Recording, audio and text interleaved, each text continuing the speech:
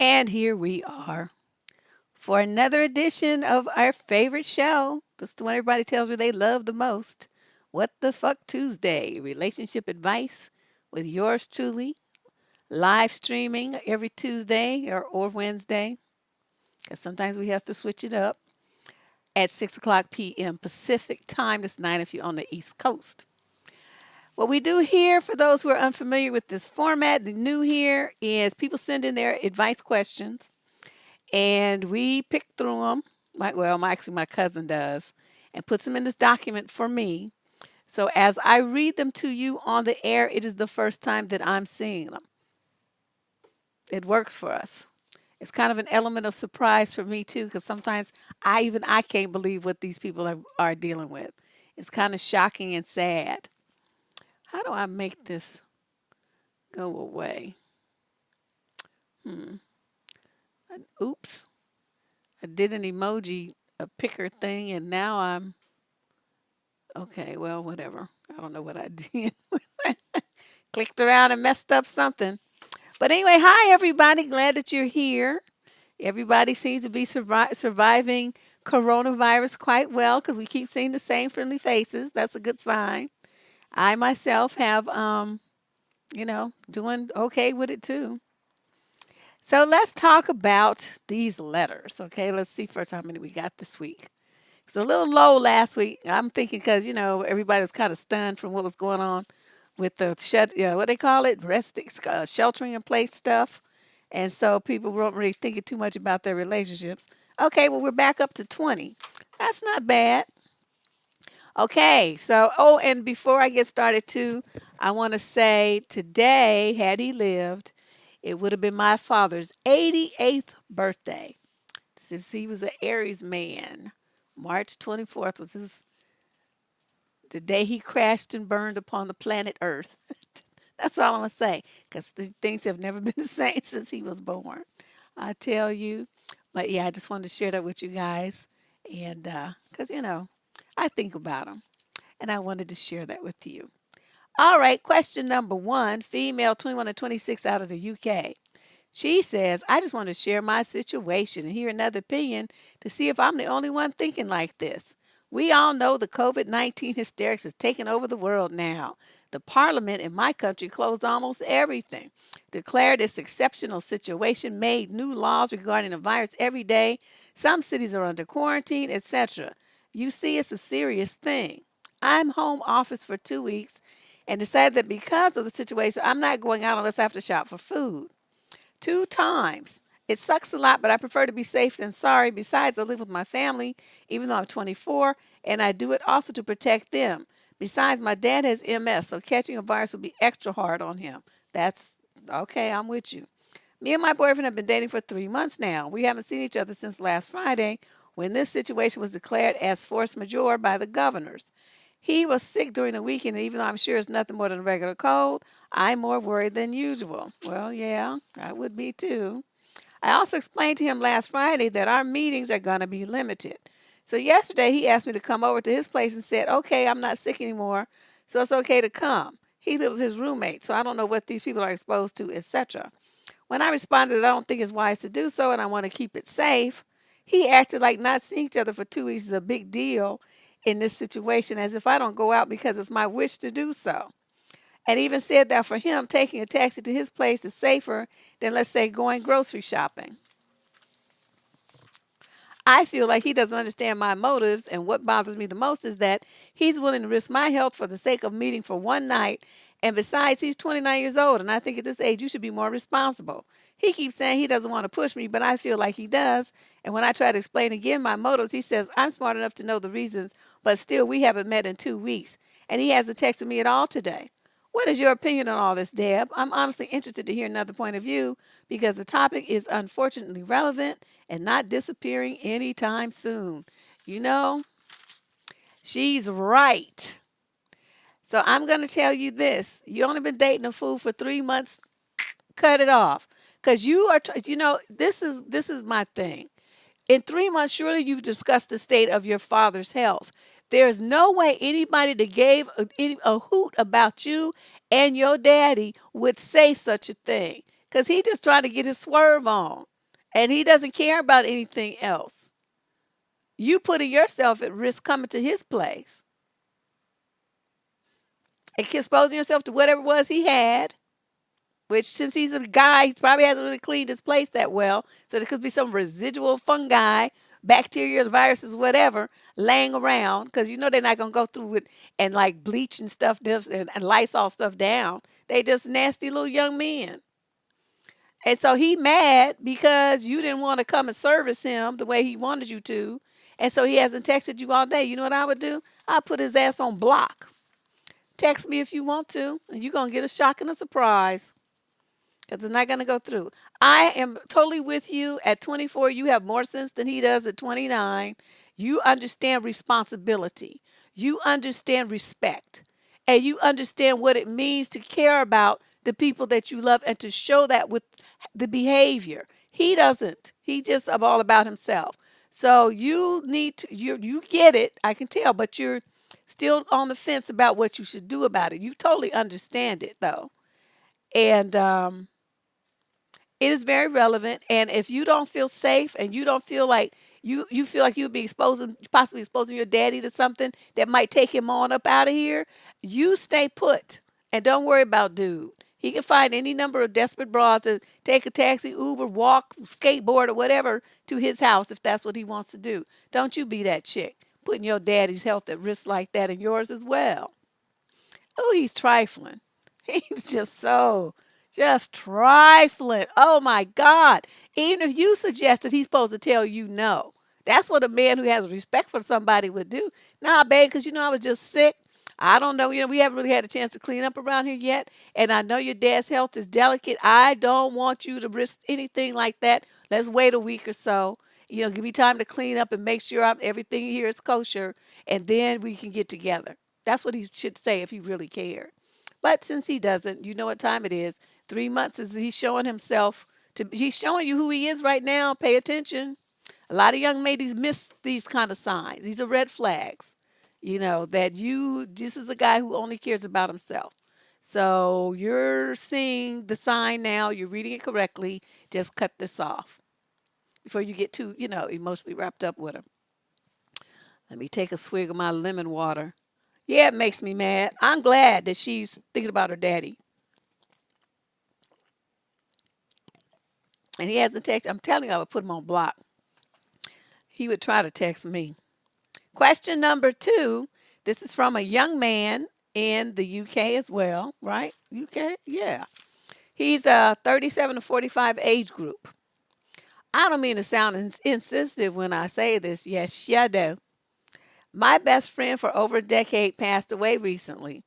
I talked about it before, but I couldn't find what I was talking about since you have changed around your website. Oh, well, sorry.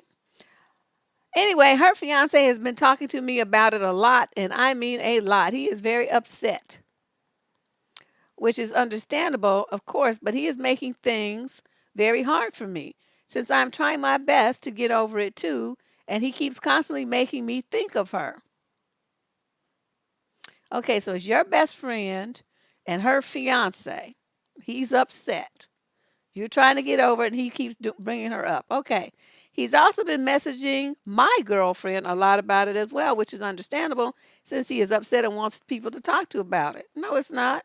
But at the same time, I want to help him get over it and his brutal sadness. But I feel like maybe I should tell him maybe it's better to get over her by stop wanting to talk all the time about her and to go out and get drunk and have a good time with friends and try not to think about it so much. I wonder how long it's been though. You say recently, but you don't tell a time. Hmm. But at the same time, I don't want to say it and make it sound hugely insensitive, but I still feel maybe he needs a push maybe. What do you think? Well, you can start by establishing some boundaries by saying, dude, A, I don't want you calling my woman talking to her about nothing. Okay, she ain't your friend. You know, the girl was my friend, and so you and I can talk, but I don't want you involving my woman in nothing. Don't you call her no more. I told her to put your number on block and make sure she does it. Okay, that's one. So get her out of the equation. So he doesn't have any place to vent like that. He should be venting to his friends. And that's what you're going to tell him. You need to be talking to your friends, not my woman. Okay, that's inappropriate. You overstepping boundaries. I don't like that shit. So you shut that down. As far as him talking to you, saying, dude, it's not like it was your wife or nothing. What are you doing? You wearing me out with this. Go see a grief counselor or something. You cannot keep calling up people who are also struggling with their own grief and dumping on them like this. It's not fair. It's not fair, and I don't want you to do it anymore. So I don't want you to call me to talk about her. I'm dealing with my own drama. Okay, she was my friend for blank whatever number of years, and you think this is easy for me? But you just want all the sympathy to go in your direction, and you ain't giving nobody else any. You just a selfish so and so, such and such. But you need to go get yourself a counselor and stop bugging the crap out of people like with this. Everybody's dealing with it in their own way, and we don't want to deal with our stuff and have to deal with yours too, like you're a big old baby. Go to a professional for that. They have them, and they specialize in grief. Now you tell you don't want to tell them, but that's the only way you're gonna get rid of this fool. Not everybody has good sense. I didn't want to talk about it mine at all, really. I mean, people had to make me, which I guess is probably just as bad. I just like shut down. I shut down. I didn't want to talk about it to anybody. I don't know. I just didn't want to say about nothing about it. It wasn't like I didn't think about him, but I was the complete opposite of this guy. I just, people were like, "How are you doing?" They was looking at me all like, "You're weird. What's wrong with you? You're not saying nothing. You're not screaming. You're not like throwing on, acting a fool." I just shut down and became like a statue or something. I don't know how to really describe it. But I finally did. A friend offered me some grief counseling, and that was the best thing that he could have done. You know, he's a professional psychotherapist, but I guess he could tell that I needed some help that I didn't even recognize that I needed. And so once I started doing that, then the floodgates opened, and but that went on for about 3 or 4 months. I just didn't say nothing. That was kind of bizarre. But you still have whatever you do. It's not anybody else's responsibility for it to be your dumping ground. And sir, I think you've been very nice to be, so concerned about the guy. That's nice and all that. But it's putting you in emotional turmoil right now, and that's not fair. Because just your friend, you got to deal with her loss too, just like he does. Yeah, I guess so, huh, Ash? Yeah, I definitely was traumatized. I was definitely traumatized. But, I got over it. And so now here I am raising hell and just being myself. Question number 3. This is from a female. We got 20 questions today. If you just rolled in, 20 advice questions that I read and answer on the fly. If you want to get in on this action for next week or a couple coming weeks, in the show description below, you will find a link that says Get Advice. Click that and fill out the form with your question. Press that send button, and then it'll come to us, and we can take a look at what your issue is and consider putting it in the column for next week or weeks coming. Alternatively, on Thursday, we're going to be doing another $5 advice question. $5 advice question show. So you come with your short question and, don't do your $5 super chat donation. And then you can get your question answered in real time. No need to wait for a week or two or maybe risk not even getting chosen at all. You get your question answered right there in the show. Yes. I have my lips on today. I have my lips on. All right. So let's see. So this lady, this is question number 3. Female, 26 to 29, out of Ontario. I have an apartment and my boyfriend rents a place to himself. Lately, we decided that I should rent out my apartment, move in with him, and pay him my share of rent. Oh, did we now?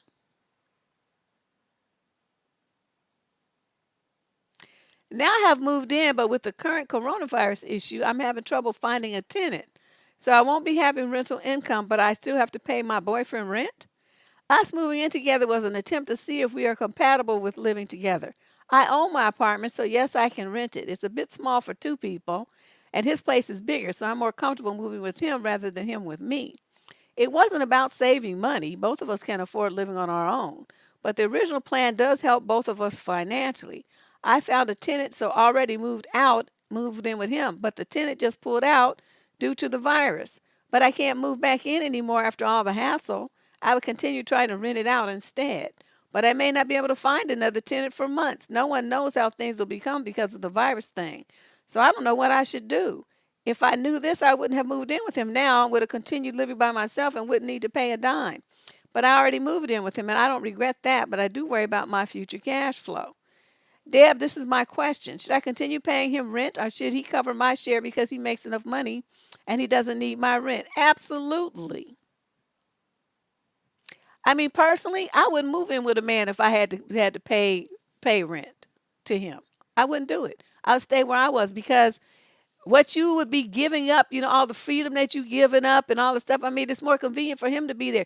Women tend to cook and clean, and then he got somebody to roll over to with every night and all this old stuff. It's like a convenience for him for you to be there, whereas it's costing you money.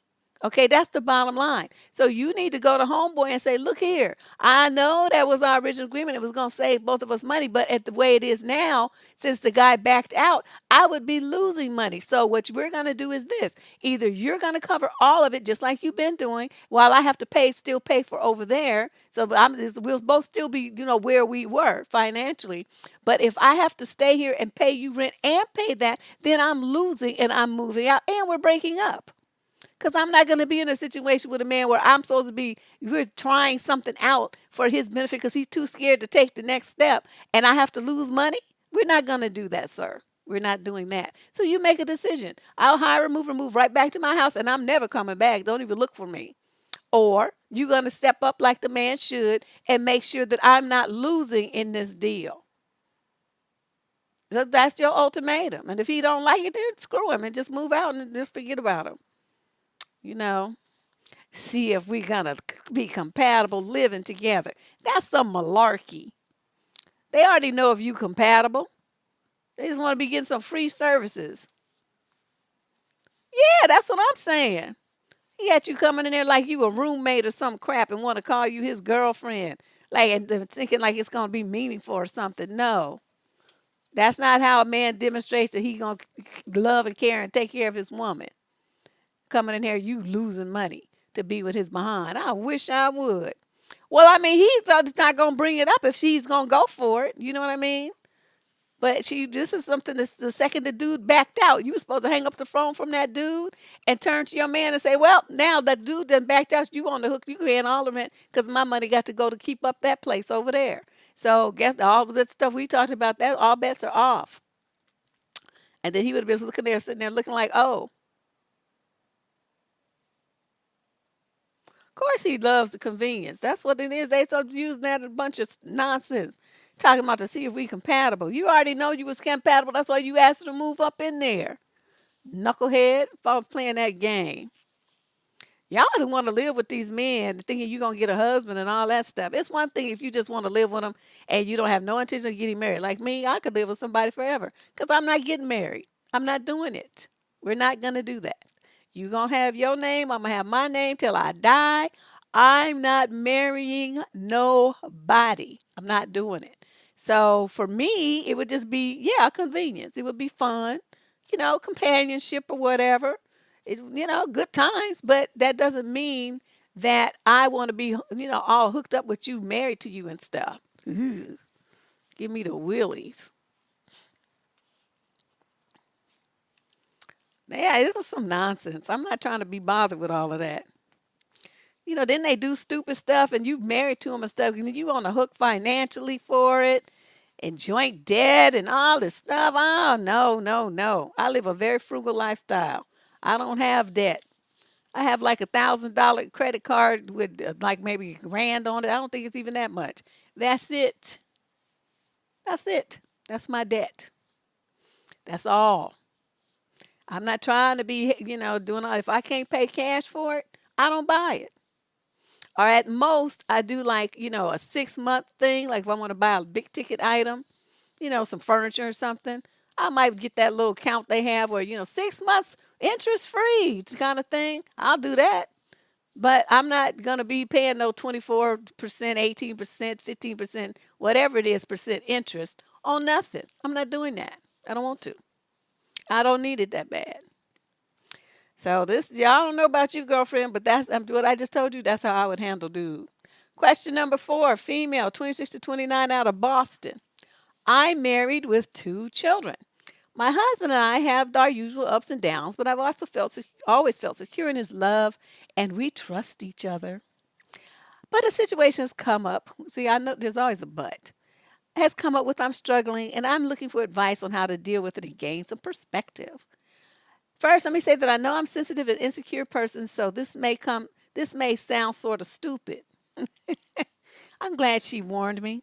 So I have 2 friends who I'm extremely close to. We also work at the same place. We don't spend a lot of time at work together, but out of work we do. And we also have a WhatsApp chat, which we often talk on, in fact, every day. My husband works there as well, and these friends are part of his department. In fact, one is his manager. They get on well with him, which is great. Anyway, over the holidays, these friends started a WhatsApp group with him and other colleagues. This is not just a work chat, it was a social group which the friends are sending messages every day, chit chatting away. I'm not a controlling wife, but my husband has his own life and goes out, etc., just as I do. But this made me really upset and anxious. It's not that I think they're doing anything. It's just, I don't know, this sounds really childish, but they were my friends. And there's something uncomfortable about me sitting watching TV with my husband while he's chatting away with my friends. Hmm. I did speak to them and my husband, who was upset as he felt I thought he was up to something, which I don't at all. There's a part of me that thinks if we are meant to be friends, don't create a group with my husband and exclude the wife, who was ultimately their friend in the first place.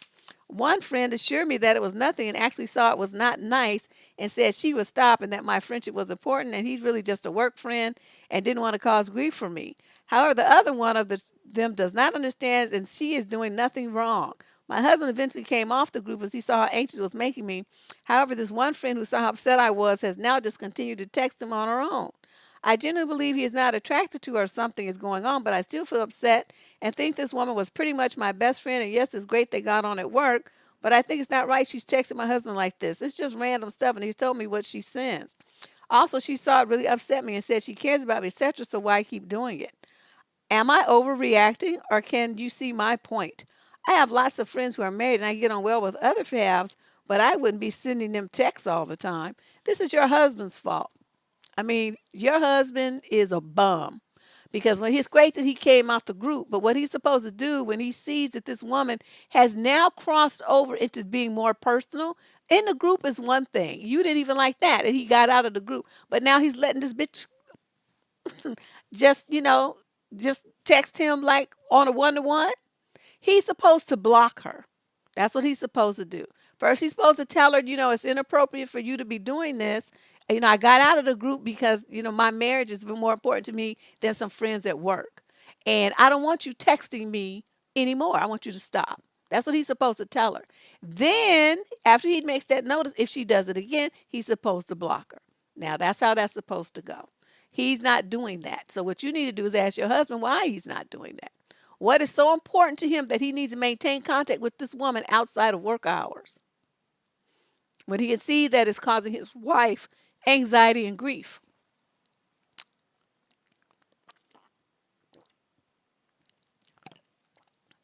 Yeah, I don't like my dude like trying to be close to my friends. Well, the main thing is, why are my friends trying to be close to him? Okay, what's that about? And then number 2, why are you letting it happen? What's wrong with you?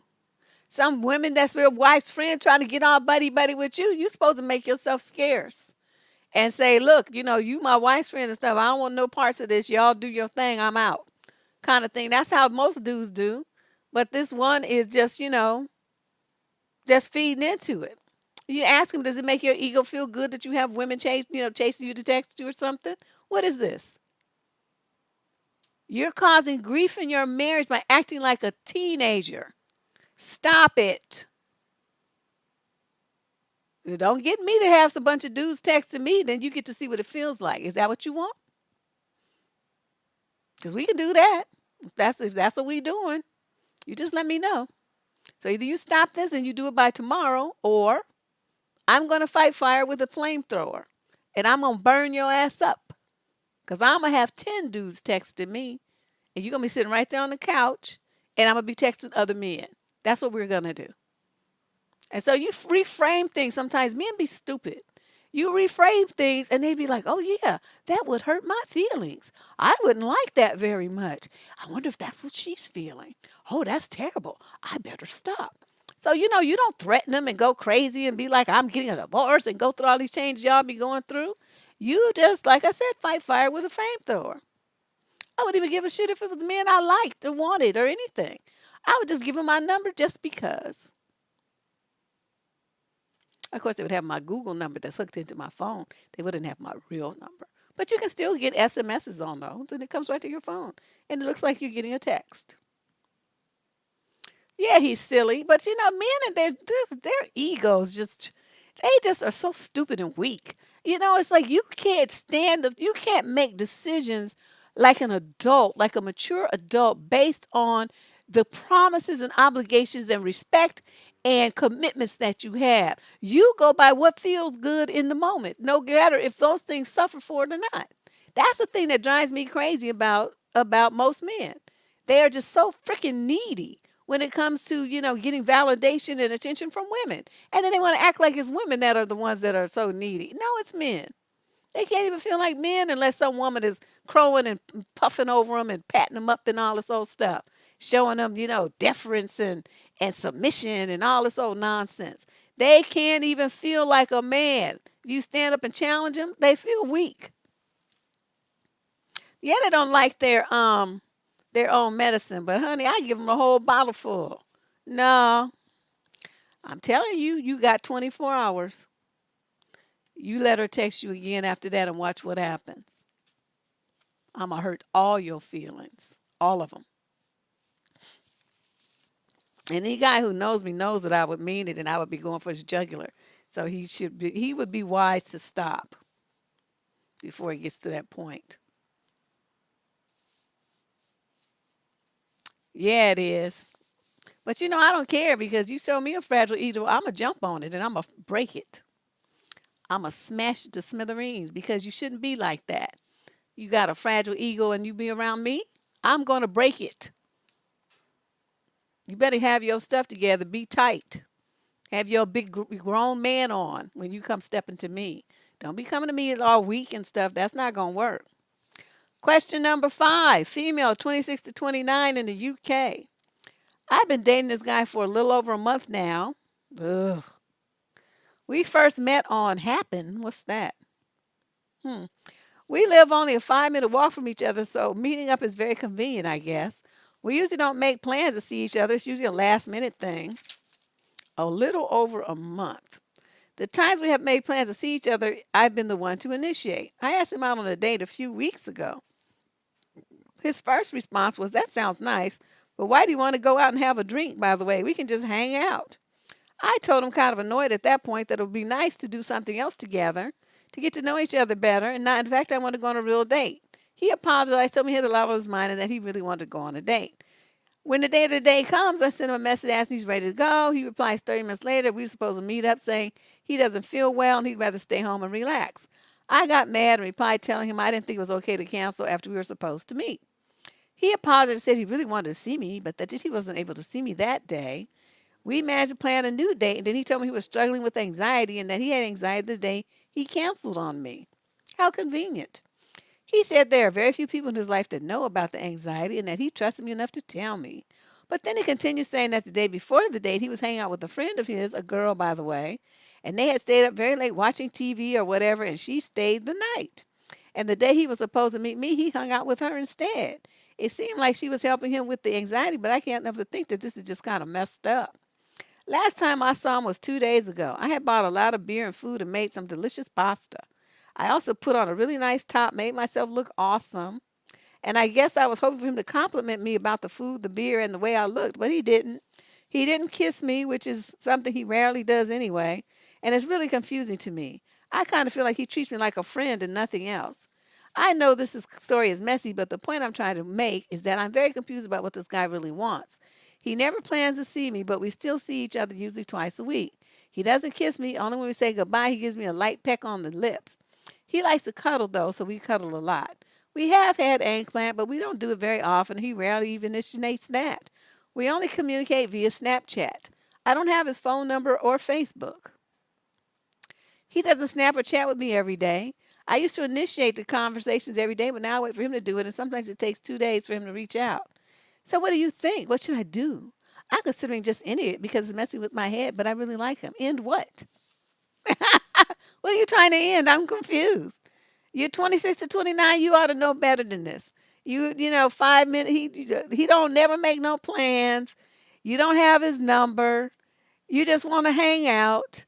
He doesn't kiss you. He never makes plans to see you. He stands you up when he does see you and goes out with some other woman and he tells you because he's really bold. Okay, he cuddles a lot, but that's like, he could do that with a dog, so that don't mean nothing. Um, yeah, you see him twice a week, big whoop de doo. I mean, people go to the library twice a week just so they can get out the house. You don't know. You don't. I mean, what do you want from me here? There's nothing here for you to end. Just start dating somebody else and just don't be bothered with him. It's not like you were a couple. So what's all this anxiety about? She's not even a friend with benefit. She just like straight miscellaneous blowing up and down the street booty. Friends with benefits, if you got a date, they pretty much keep it because that's a friendship platform base with that on top. See, friends. But if you have something where you're not even getting that level of respect and attention, then you're not even a friend with benefits. You're just a miscellaneous stray booty call. And there's a lot of women that, put themselves in that position. Yeah, she just like tripping on, putting all this energy into this knucklehead. Man, you let her do, you stand me up. I'm out. I don't want to be bothered. Oh, that's just too much. It gets on my nerves, especially when people are mature adults. Teenagers is a different story because, parents sometimes like they'll decide to put you on a punishment just when you think you're going out the door. Now get in here and do this and that, or you're grounded. That kind of stuff happens when you're a kid, and sometimes it's out of your control. But you a grown person living on your own, and you just stand somebody up and decide you're not gonna follow through with plans you made. You're just a joke. You just a knucklehead. Question number 6. This is question number 6 of 20. This is a young woman, 21 to 26, out of Memphis. My boyfriend and I had been together for almost 4 months. Had, that's past tense. Our first date, I asked the necessary questions. Do you have a girlfriend? Do you have a child? Etc. Yeah, that freedom. Yes, it was. It was the anxiety of being horny that she was helping with. Okay, let's see. Do you have a child, etc.? Around 2 months into the relationship, that was going good. I spent a lot of time with each other, so forth. I started to love this guy. Then, boom! I found out he was expecting a baby boy, which he didn't tell me about on day one. I was shocked and hurt. I cried. Fast forward to now. We are still together and the baby is born. I'm having mixed emotions. I don't know how to feel. I'm just pretty sure that I'm hurting and unhappy. I packed my things and leave because I don't think I can bear it. I hardly talk to him and I'm no longer interested even being intimate with him. What should I do? You should have left the day he told you that he had a baby on the way. What's wrong with you girls? I mean, so what, you love him? You supposed to love yourself more. He lied to you about something like a whole baby? He's a daddy now, okay? He needs to be putting his time and energy into that, not into paying attention to you. So you would be right to leave, and I'm glad that you did, but you should have done it the day he told you that. You're supposed to stand up, shake his hand, and say, well, it's been nice knowing you. I wish you well, and I hope that you're a great father to that child, and don't lie to it like you did me. And then you just throw up the deuces and be out the door. I don't understand why this is so hard. Yeah, trifling, just trying to trick her into, well, she had been dating him for 4 months when he told her. So, That's what she's talking about. But that was when the point, young ladies who have a similar situation, that you are supposed to leave. You don't hang on to a man who lied to you about something so major, such an important thing in his life. You don't do that. So see, she was only in love with his representative. She wasn't in love with who he and what he really is. He tricked her. He manipulated her into being with him. And to me, that's the worst kind of narc. The ones that it's not even gaslighting. It's a flat out lie. You know. Yeah. Social distancing. Ah, yeah, ooh, man, you got took. But I'm telling you guys got to get tougher. She's only she's 26 to 29. Oh, no, wait, that's the wrong letter. How much is this one? Shit, I don't know. I'm starting to mix them up now. Oh, no. Well, oh, here, okay, 21 to 26. 21 to 26. He's a Dusty out of Memphis. Man, now you don't get too much dustier than that. Question number 7, female 18 to 21 out of Kansas City. My boyfriend and I have been together for almost 3 years. We used to be intimate almost daily. We even bought a lot of toys, and she put a lot in caps to make things more interesting, and it was always fun for both of us as far as I knew. However, for the last 9 months, he never wants to do anything, ever. I try things all the time, and he always turns me down. I brought it up and asked him about it, but he always just says he's not in the mood. He's only 20 years old, so I feel like this is not normal. I don't necessarily think something is wrong with him, but it worries me.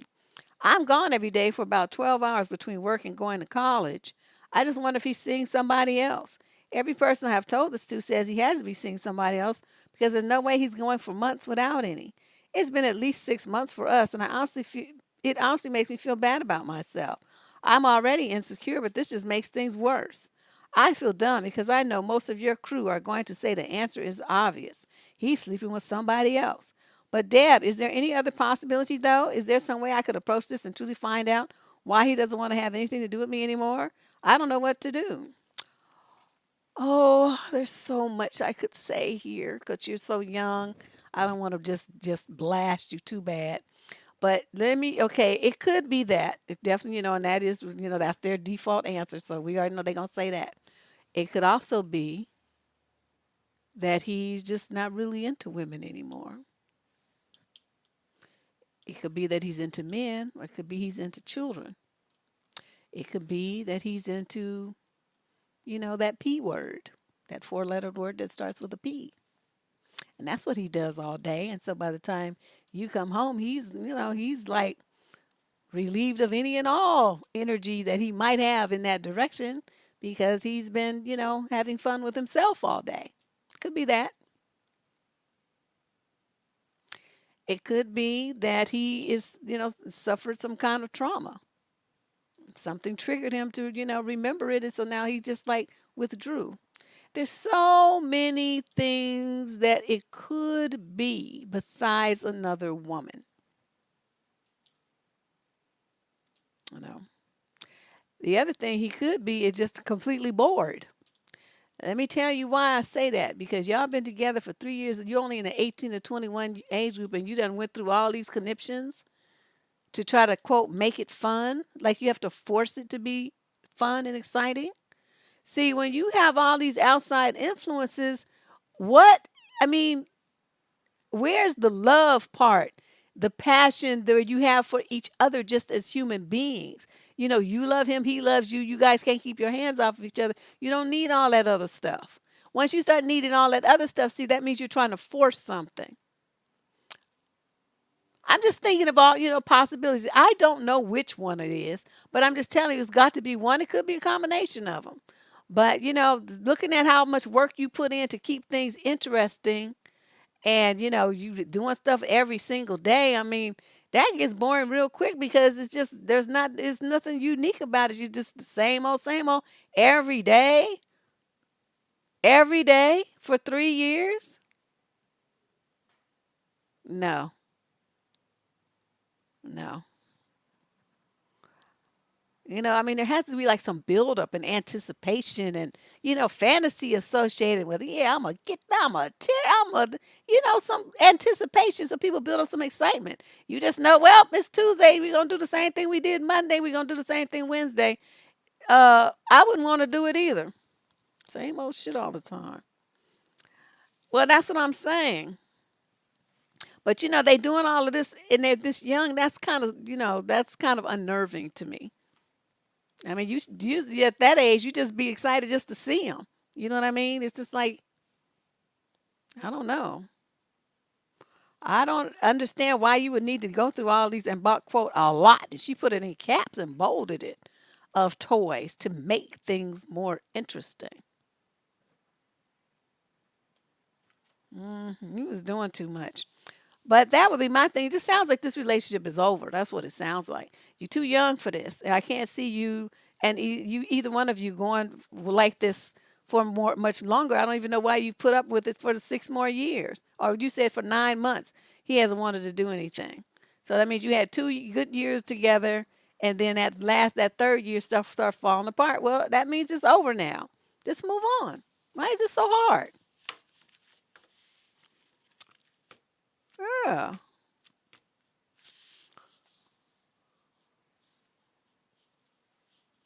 Yep. One of the lady in the chat room pretty much summed it up. She said, there's so many things it could be, but none of them are your problem. Leave. She pretty much summed up what I said. Like, use a million words to say in like one sentence. But yeah, girl, come on now. You're too young for this. I would not be suffering like this with some clown. Question number 8. 8 of 20. We got 20 questions tonight. I don't know what's going on with him. She said almost 3 years. But for the last 9 months, it's been raggedy. So that means it's time to end this. Question number 8, female 30 to 36 out of Minneapolis. Me and my fiance have been together for almost 3 years. Coming into the relationship, I had a now 9-year-old, and he has a 15-year-old. I have my 9-year-old full time, and his 13-year-old would come. Wait, she said 15. Oh, I'm sorry. And he has a 13-year-old to have a 9-year-old full time, and his daughter would come on occasion. Okay, so she must be 15 now, and they were 13 when they moved in together. He owns a 13-bedroom, 3-bedroom home. His daughter has always had the bigger of the 2 extra bedrooms. When we moved in, my daughter moved into the smallest room. His daughter's welcome to come home anytime. We often ask her to do things with us, but she tends to want to stay either at her mom's house or at my fiance's parents' house, who live just up the street from her, spoiled and rotten, and have done a lot of the raising of her. She may come and stay once every few months, but only if she has a friend with her, and they stay in her room the entire time. It has been hard to make a connection with her, but that is another issue completely. The issue right now is that I'm currently 25 weeks pregnant. We have no place for the baby. We are searching for a bigger house, but it isn't going to come fast, and things take time. We have no storage or anything, really. My fiance talked to his daughter about letting my daughter move into her room until we find a larger place, and she was fine with it at first. Took her bed out and was prepared to move the rooms. Now she is upset and doesn't want the room taken away, even though it is temporary and she rarely uses it. She has 2 other bedrooms at her other homes as well. Is it selfish to expect that for a short time she would be without a room here? I'm feeling very guilty about the whole situation, but we have no space, and moving to a larger place is going to take time. Oh, you doing too much. Who cares? That's not your problem. Your problem is to birth the baby, and it's his problem to deal with his daughter and to find a bigger house since he want to be having some more damn kids. So this is what I suggest. Move the baby into the room with you. That's what most people do when they have a newborn. They move the baby's crib right in the little bassinet thing, whatever you call it, in the room with the mama and the daddy, because you're going to be the one getting up, nursing it and whatnot, right? It don't need a whole room by itself from birth, not till later. So you got a few months. Yeah, this is just, but the alternatively, the father shouldn't have asked her anything. He should have said, we have a baby coming. You're never here anyway. So I'm going to put that other girl in the room, and you just won't have a room till we move. If you come over, you can sleep in the couch, or you can sleep in her room with her, whatever you want to do. But that's how it's going to happen. I'm doing it this weekend. That's what you're supposed to say. She's a teenager. She knows the deal. What you supposed to do? You ain't asking her permission for what to do in your house? Who does that? You don't ask kids nothing. You tell them. Now they might have feelings about it, whatever. They're gonna have some they emotions, but I mean, it would be different if she came over every weekend and really used the room. But you don't see her for months at a time, and the room just sitting there empty, and you need the space. I wouldn't ask her this. Yes, nothing. She would have came in and they said, "Oh yeah, by the way, you're gonna sleep on the couch," because we had to put the baby in that little room, and so moved into the room that was yours since you never here. And then she'll understand what time it is. You ain't the queen here. You don't run nothing in this house. And you got two other rooms plus your room at your house where you could be. Go over there. She don't want to do nothing with us to see us anyway. So that would just be something that would just send her on her way. She just sounds like a little bee. Now she is upset and doesn't want the room taken away. Too bad. I don't understand why your husband is such a wuss. Oh, but if you must voice out, like I said, then the ones who's gonna suffer is you, because the baby gonna be in the room with you. Your little daughter should not have to suffer and share a room or anything, that kind of stuff. She wouldn't want laid up there and made that damn baby in that little midget house, you little Smurf house you all got. That's not her response. She should not suffer anything because of the decision that you made or your weak husband who can't do nothing right. So the little girl stays in her space. That she don't nothing changes for her. Y'all wrestle with the other stuff if you want to, but that's gonna be something you all have to decide. But you leave that little girl alone. Don't put her in the middle of nothing. Male, 30 to 36, out of Virginia. This is question 9 of 20. My partner has been drinking too much. Some days 4 to 5 glasses of wine a day. My kind of girl. It's a lot. That's not that much. Over a course of a whole evening, that's not that much. I mean, like every day, though, maybe. After fights and demands, she stopped drinking. I demanded that she go to AA. It didn't last. She has some days where she's not drinking, but other days I know she has had at least 2 glasses. This dude is weird. Because of my demands, according to her, she began to hide wine from me. Well, yesterday I put a bunch of soap in her bottle of wine that has been sealed but on the counter for a couple of weeks. I wanted to teach her a lesson. Do you hear this? She came home and I went to work out, and while headed to dinner with family, she said she was feeling very ill. She seemed tipsy too. I asked her what she drank. She looked at me funny and said, "Why did you ask me that when I said I'm sick?" I later learned she tasted and was faking sick to see my reaction, was not thrilled that I really didn't care. She seemed to get better through dinner. I came home and immediately grabbed the bottle and dumped it down the drain. I'm wondering what to think and if she is going to cause me trouble. Could I get in trouble for putting soap into the wine? I think 99% of people would agree I did the right thing. I told her that I did it, and she said that I poisoned her, and now I'm scared she's going to try to sabotage me for helping her. You not helping her. You trying to control her. You trying to make a grown woman do what you want her to do versus what she wants to do. Because you don't want her to drink wine, then you think you have the right to poison her wine and possibly make her sick. You, sir, are just, I don't even have enough cuss words to talk about you for some stuff like that. I would have left your behind on the spot. How dare you try to treat me like that? You don't know what kind of reaction her body would have to ingesting some chemical that's not supposed to be internally. Those bottles have labels on them, external use only, and you're going to put it in her wine and just have her drinking it with no regard for how it's going to affect her, impact her, make her sick, cause her blood poisoning. You didn't give a shit. All you cared about was what you wanted her to do. See, this is the worst kind of man that I have ever seen. The ones who want so badly to control you that they hurt you without a care in the world for how it impacts you or your life, your health, nothing. It's all about you doing what he wants you to do. If this woman had any sense at all, she would leave you and there would just be no questions about it, no conversation, no goodbye, no thank you for the good time, nothing. Just out the door, because that's what you deserve. You are a piece of shit. I just cannot even believe that you had the nerve to write and confess. And then to put this, I think 99% of people would agree I did the right thing. Yes, 99% of narcissists, abusive narcissists and sociopaths might agree with that. Normal people would not agree with that because that's not normal behavior. There's something wrong with you, sir. You're sick of the head. You need to see a shrink about that. Why you think that you had a right to do that to people? Ooh, man.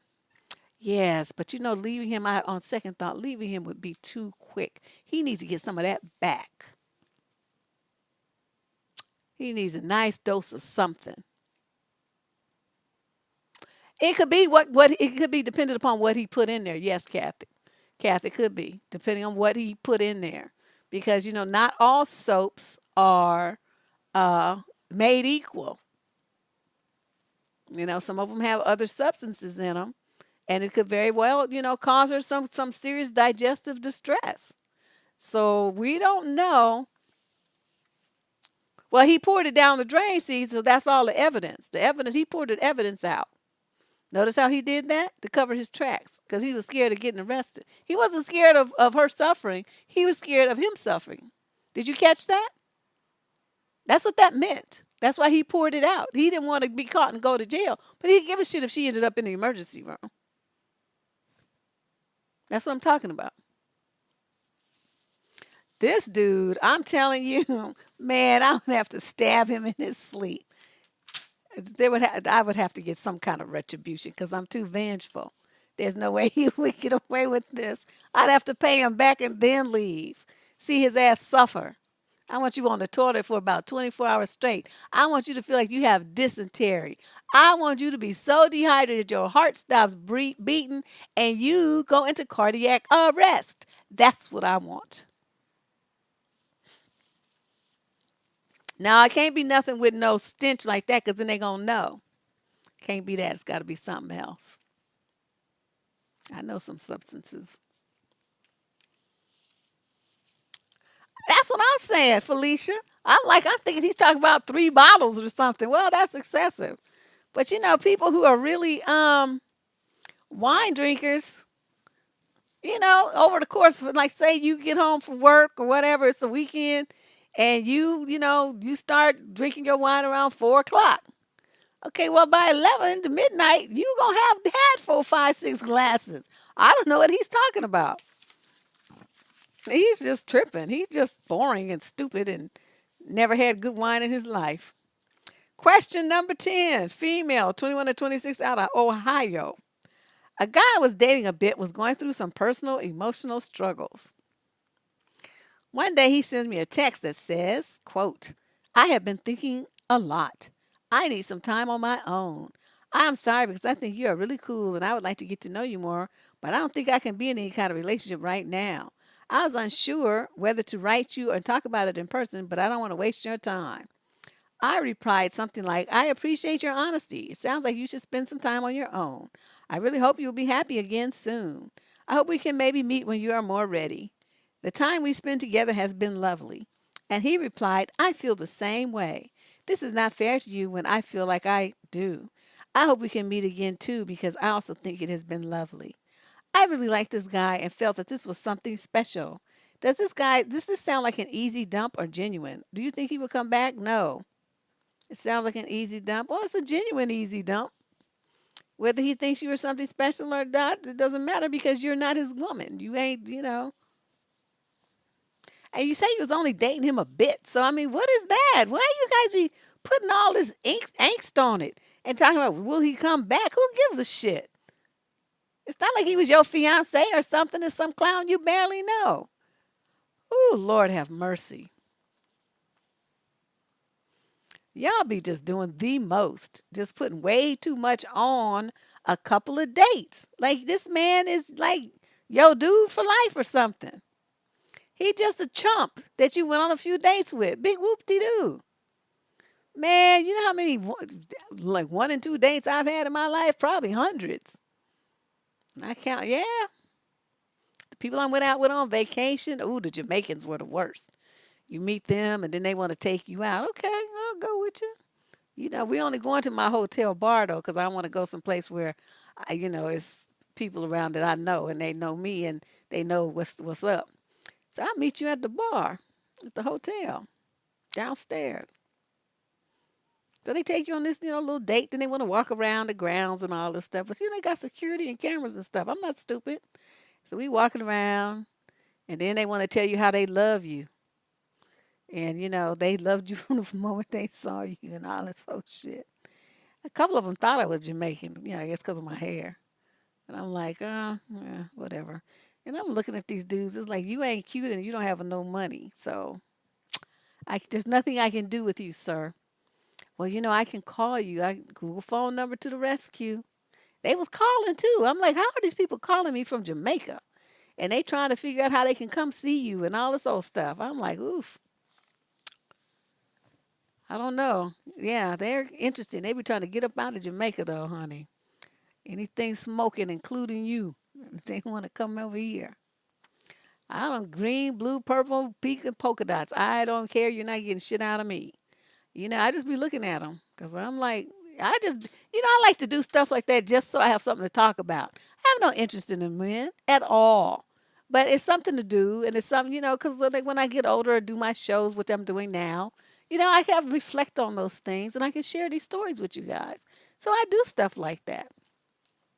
But this one, ooh, he looked like a gorilla. He looked like 50 Cent. That's what he looked like.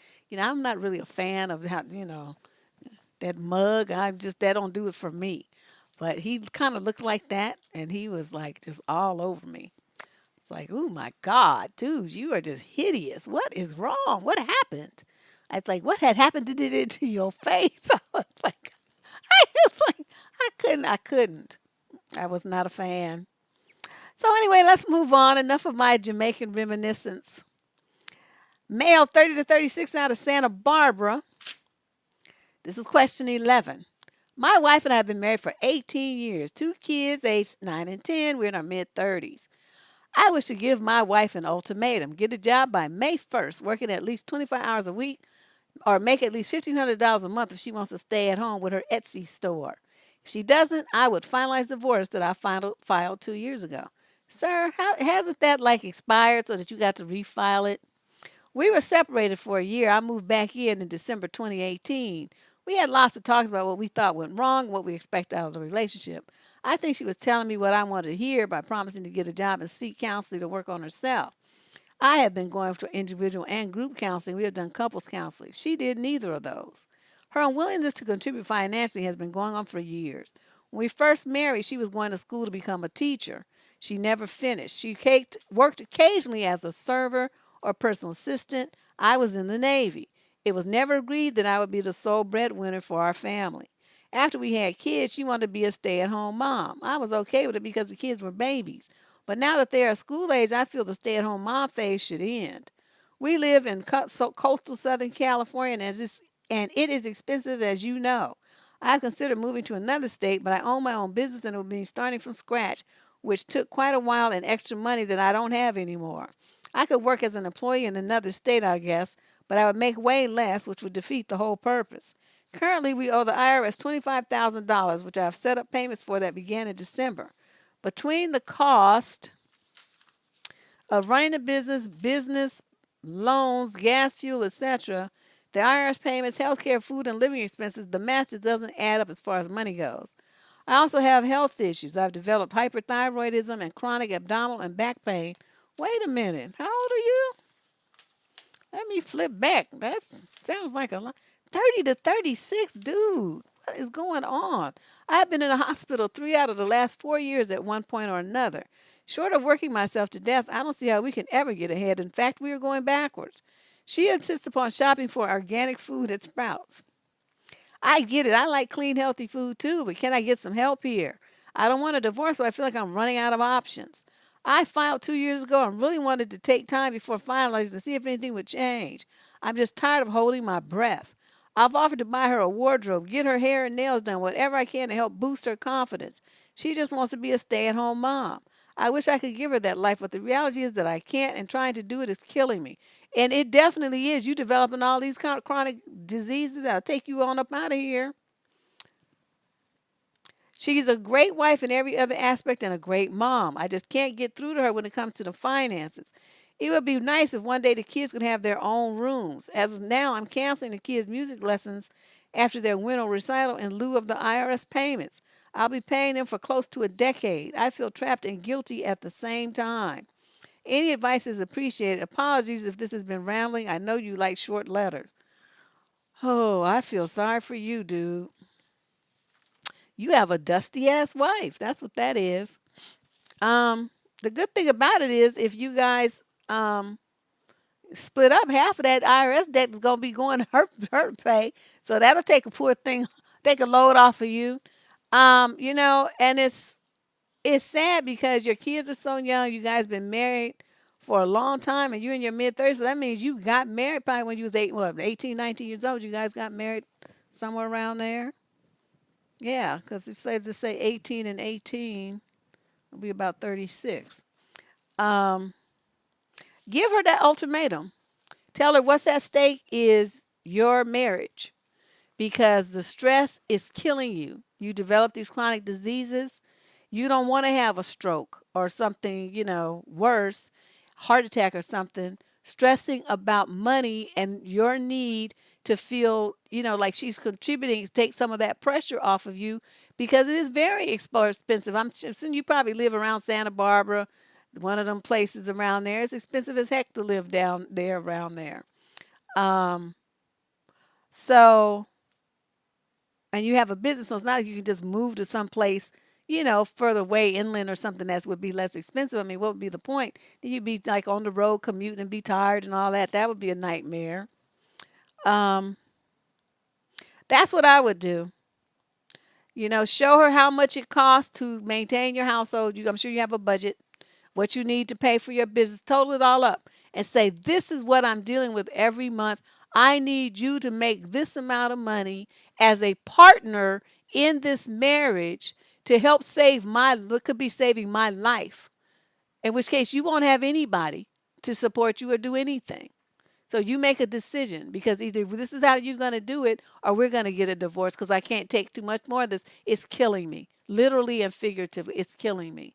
You need to give up this fantasy of being a stay-at-home wife. The kids are big enough now. You can work part-time and pick them up from school and all to drop them off and then pick them up from school. But there has to be a way for you to contribute to this household, and you need to figure out a way to do it. And you have till May 1st to make it happen. Or I'm filing for divorce.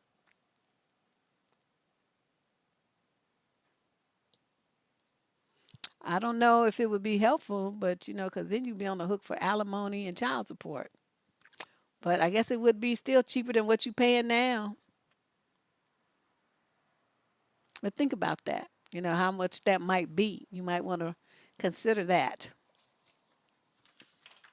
when you're making your getaway plan.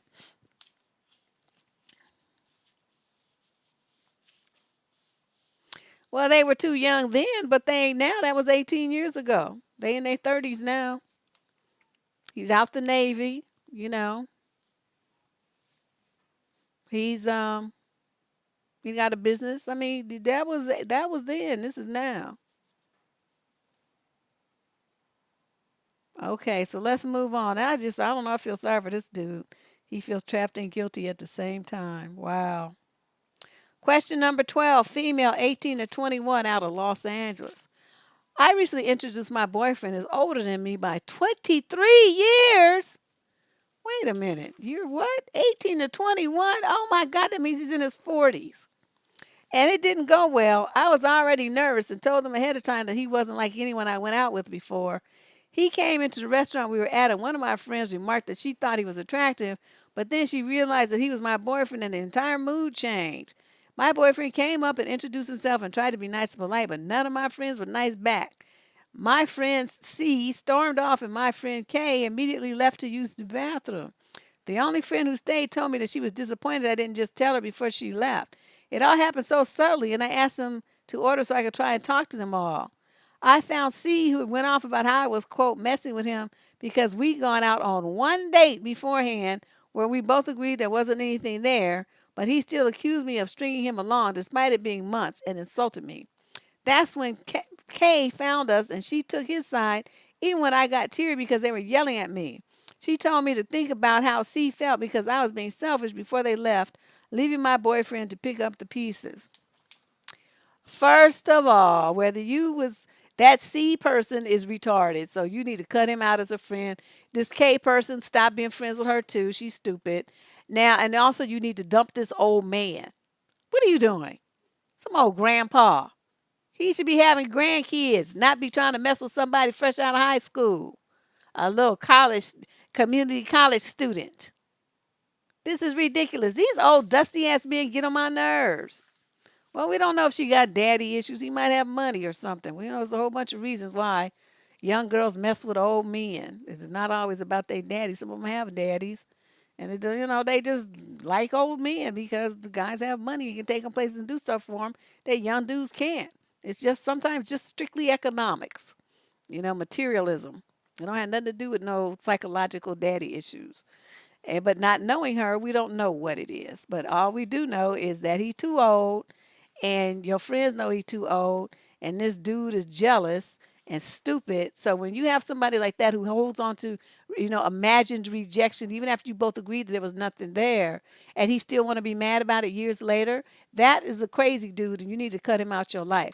Block him and block her on your phone so they can't contact you. Block them on social media. Just be done.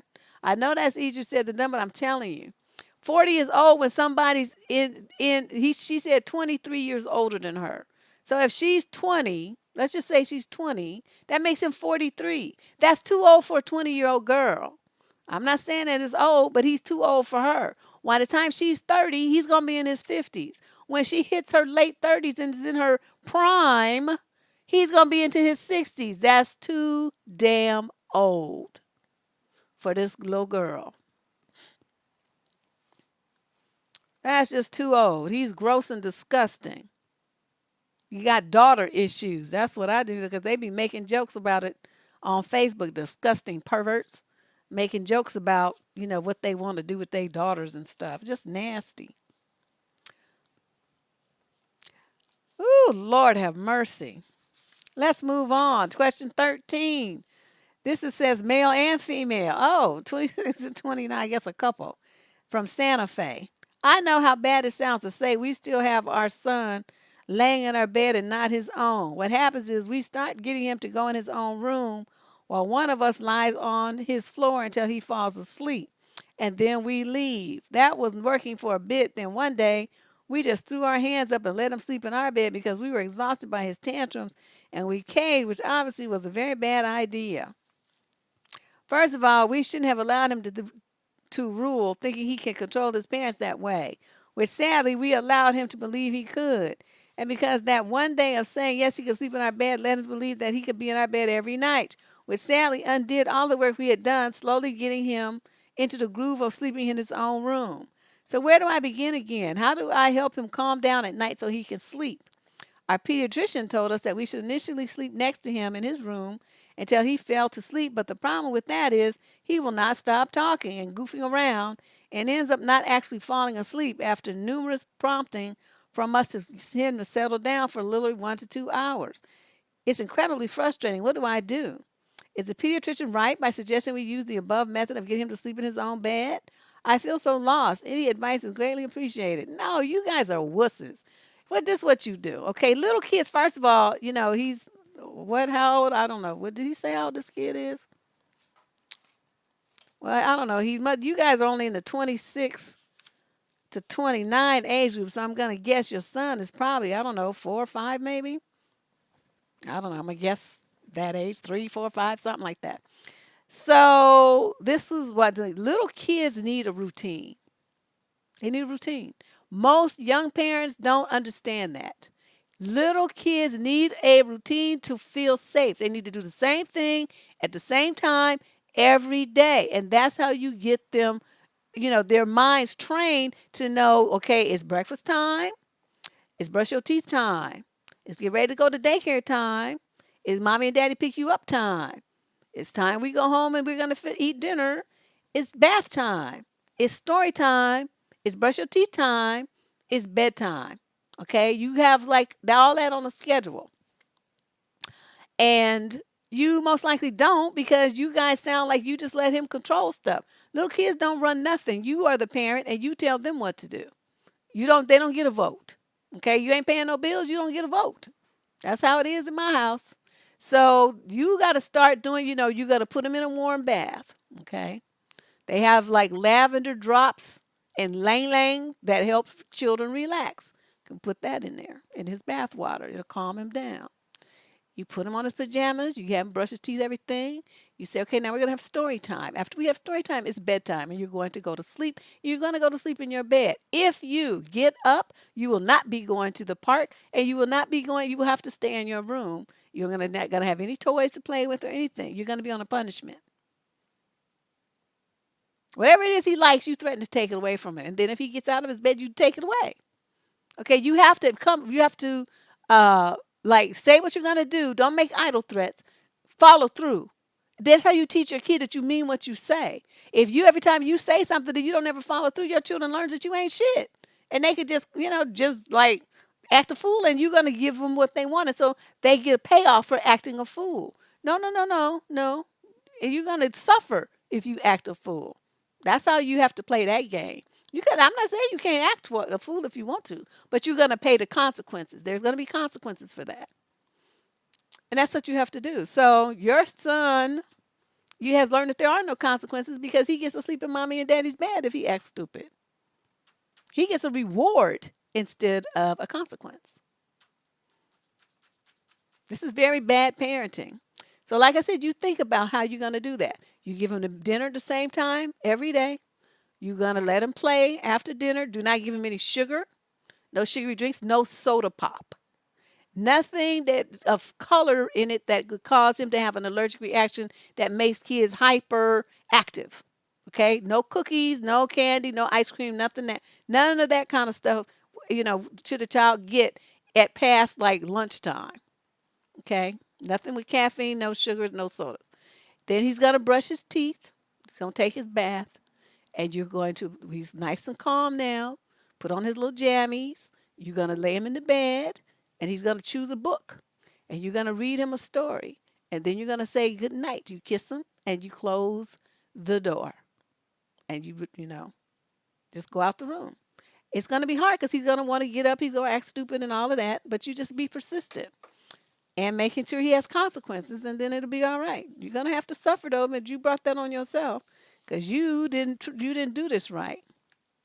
I know you don't sleep in his room. You don't reward children by sleeping in their room with them. You never do that. Your pediatrician is absolutely factually wrong. I'd put that little motherfucker outside. You want you want to be outside? Go ahead. It's cold and dark. Go out there. Act a fool out there because you can't be a fool in here. I'd put him on the other side of that door and let him be screaming and running around out there. He quickly want to come in and get in the bed. I'm terrible. Don't ask me to babysit. Your kids will be tortured. Just like I put him outside with the possums and whatnot. Question number 14, female 30 to 36 out of Houston. My friend is about to finalize his divorce, and supposedly his soon-to-be ex is going around blaming me for getting in his ear and encouraging him to leave. What happened is that after Trump was elected, she turned into a super radical feminist and being very hateful towards men. Oh boy. He was supportive of her and thought she just needed to get her rage out, but it all hit the fan during the Kavanaugh thing. She told him to leave the house and get a hotel because she couldn't deal with being any men and was away for almost 2 weeks. He loved the peace and quiet while away, so when she invited him back home, he served her with divorce papers. I told him that he can do what he wants, but he will be a punching bag again in the future whenever something happens that triggers her misandry again. He is not obligated to take abuse because of events that have nothing to do with them. And while I fully support what he is doing, he went to me for advice and I gave him my opinion. She supposedly is furious at me and blames me for poisoning his mind against her. If she never made him into the enemy, they would still be married if you ask me. Am I to blame for my friend's divorce? Nope. Your friend is the one who experienced peace and tranquility and zen moments once that heifer was out of his world. And so that's how it should be. She's the one who changed, not him. Sounds like, she changed her focus. And that's, some people can roll with that and some can't. And so it was just this matter of situation where he didn't like the change. The change has caused him much grief and consternation. And so he doesn't want to be married to her anymore. And he has every right to make that decision. Whether you support his decision or not, he's a grown man. And he's going to make the decision that he feels is best for him. So just completely ignore her. And if she starts stalking on social media or whatever, just block her. It's very simple. Don't worry about it. Block her on your phone, block her on your email. Just block her. Well, we don't know what she is. This is his interpretation of her behavior. That does not mean that is true. Okay. All I'm saying is if the husband is unhappy, it is the husband's responsibility to make sure that he is happy. Okay. That's all I'm saying. What she is irrelevant. What he is unhappy. Whatever she is, he's not happy. So it's up to him to make a decision about what he needs to be happy. If that's leaving her, then so be it. Question number 15, female, 21 to 26, Miami. My boyfriend of 5 years proposed to me and I gladly accepted the proposal. Now we're discussing our plans post wedding. One thing that hit me most is his demand for me to quit my job after we get married.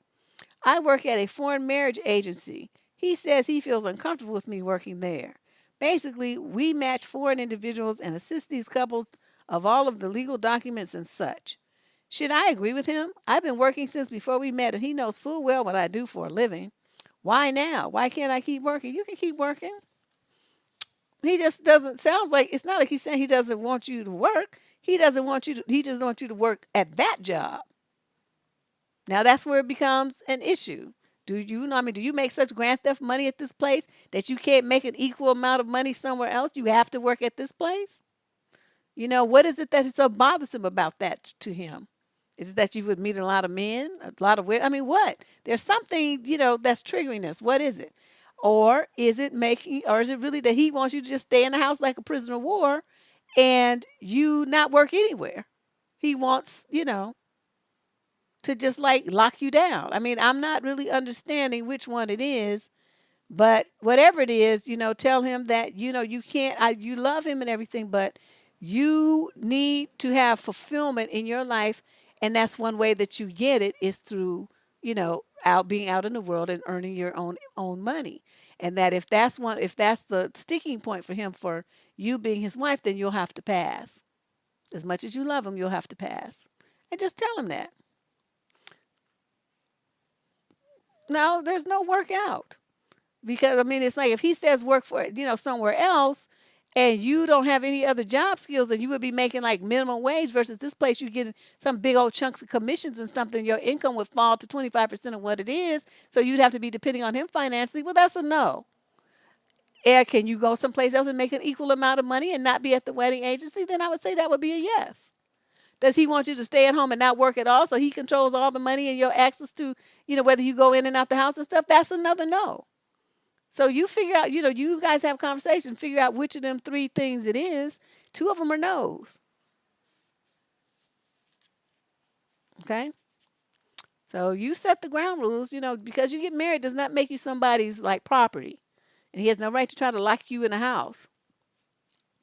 Yeah, she was already working there, but, there can be some compromise, like I said. But it's going to be about if she's going to be able to make the same amount of money not working there. That's going to be the key thing. Does she have that job skill set? We don't know what education this woman has or what, her background and training and stuff is. We don't know that. All we know is what's here. So this could be something that, involves sales, where she's just making a lot of money with a high school education. Maybe she doesn't have any other job skills. We don't know. That's why I hesitate to tell people what they should do. I present the options for them to think about, and then she's going to have to decide which of those things apply to her based on his response to those questions. Question number 16. This is from a male, 26 to 29, out of Dublin, California. Oh, that's not too far from here. So for the last 5 or 6 years, I generally invite this friend over. We're both 26-year-old males to my house when my parents go on vacation. Mostly we relax and have a good time, and usually it's pretty smooth and fun having him over. But there's some issues I have with the way he conducts himself in my house. He will not, and he put will not in caps, flush his pee away when he uses my toilet. I find it gross and it smells funny like asparagus.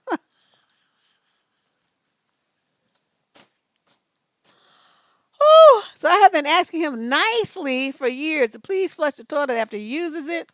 And he always says BS sorry or that he will. Sometimes he giggles at me like it's a joke. Earlier this month was the last time he came over. He didn't flush again, and I had it with him. I pretty much yelled at him to flush the toilet. He responded with a very insincere sorry, but I kept going and being mad. And he said, "What's the problem though? It's just yellow." I said, "No, it's disgusting to look at it. It smells bad. Flush it." And eventually in the car when we go out, he gives me a solemn, "Hey, I'm really sorry. I will start flushing the toilet now." This apology and oath didn't mean anything since I've been asking for years to do it, and he's never done it.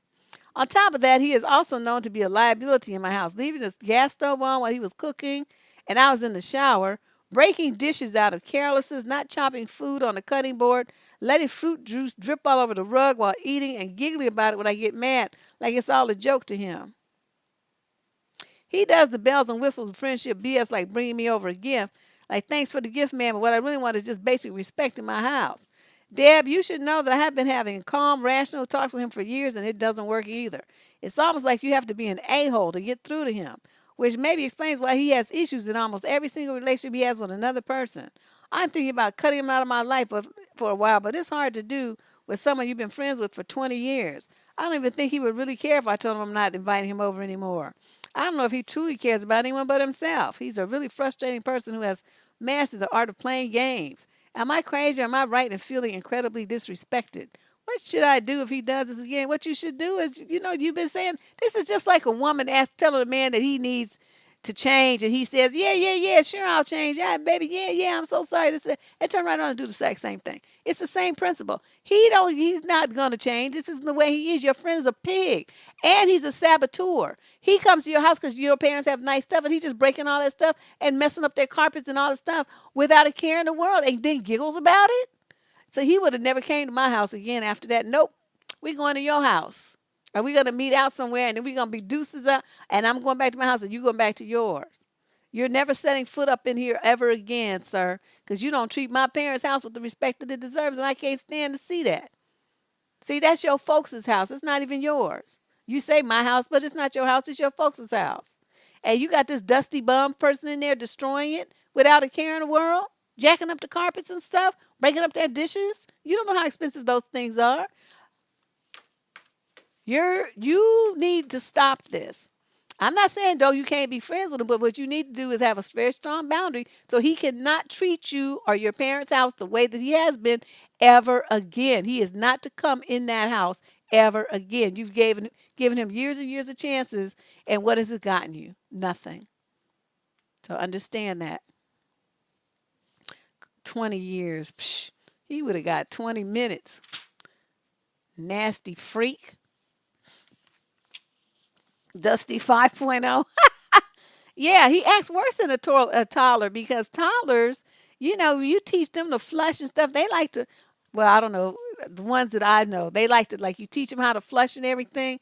And they like to, they look sit there and they wave bye bye to the poo poo and everything. Bye. And, and down the drain. Oh, shoot. It's exciting to them because it's something new. I just laugh, but I mean, it's cute. So he's not even cute like a toddler. He's just gross and dusty and disgusting. Nasty freak. Who do you think want to be looking at that? Especially smelling something that smells like asparagus.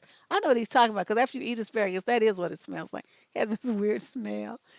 Babies do that. I'm not the only one who's seen them doing that.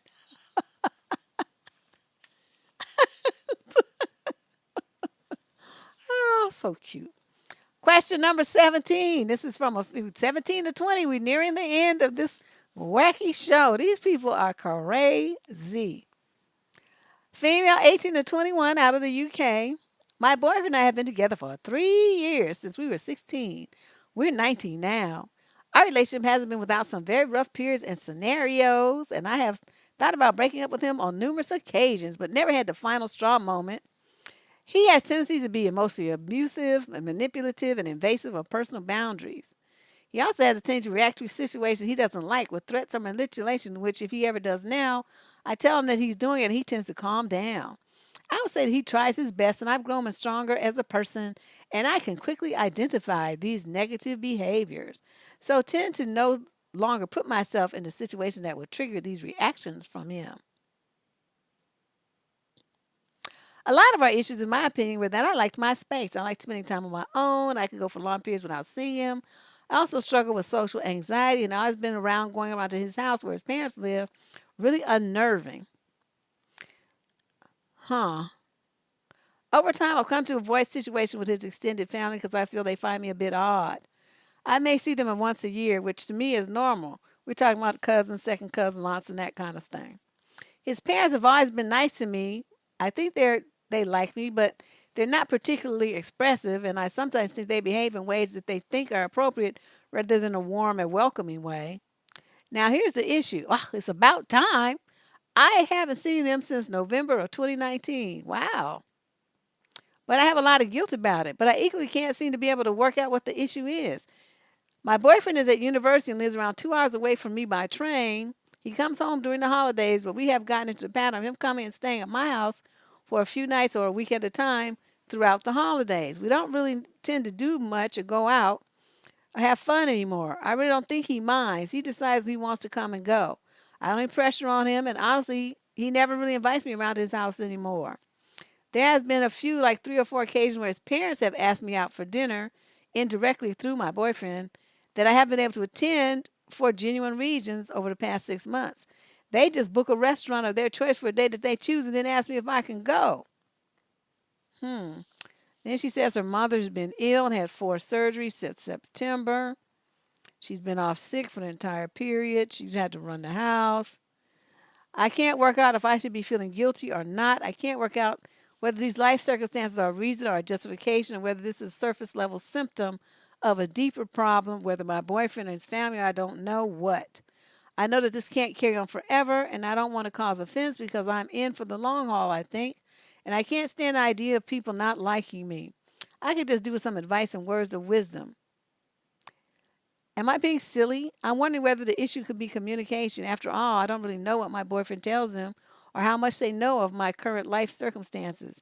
Help and advice, please. Well, if you talk to the people, they could know, but you want to stay by yourself and not see people and then expect them to be nice and be genuine and affectionate with you when you don't ever talk to nobody and don't really want to go around them? What's wrong with you? Something's wrong with you for real. You have this thing where you think people are supposed to be like welcoming and liking you and all this stuff, but then you run and hide from them and don't want nothing to do with them. I don't understand how you think that's supposed to happen. People can only understand you when you talk to them, when you share yourself with them, when you let them know what's going on with you. You running and avoiding them all the time, they just feel like you don't want to talk to them. They keep trying though. It's not working because you're avoiding them like the plague. Okay. I don't understand, young lady, what's happening with you. Um, and I don't see how you can think that you're in a situation for the long haul because when you get married to somebody, you marry their family. They have to feel like they're welcoming you in like a daughter. But right now, you're maintaining a relationship of such distance like you're a stranger and you're choosing to do that. So it's like you say you're in it for the long haul and you say this is what you want, but your actions are showing something completely different. And it sounds to me like you just really don't have it in you for a relationship right now. You ought to just let this go. Concentrate on your mama, concentrate on whatever you're doing at school and all this other stuff. And just don't worry about that stuff. You need to concentrate on your mother. She's had 4 surgeries since September. No, I would be like fried. I wouldn't have no time or energy to be thinking about some man and his mama and his daddy. I'd be worrying about mine. And I think that's what's going on here. You trying to figure out a way you try to jump around and balance both things, and you're feeling guilty because you can't do it. You shouldn't even try. You're too young for this. You only in a what age group and wrote this damn novel? You in the 18 to 21 age group. You're only 19 years old, and you dealing with all this baggage and 4 surgeries with your mother and his this demanding family and a boyfriend that you had to train like he's a child to not be throwing temper tantrums and being angry and acting a fool. And then you wonder why his parents just take over and make reservations and don't ask you anything. That's oh no. How do I do this? Somebody's calling me on my Google phone while I'm doing the show. Oh, why does this happen to me? Hold on. Okay, there, hung it up. My goodness, bad timing.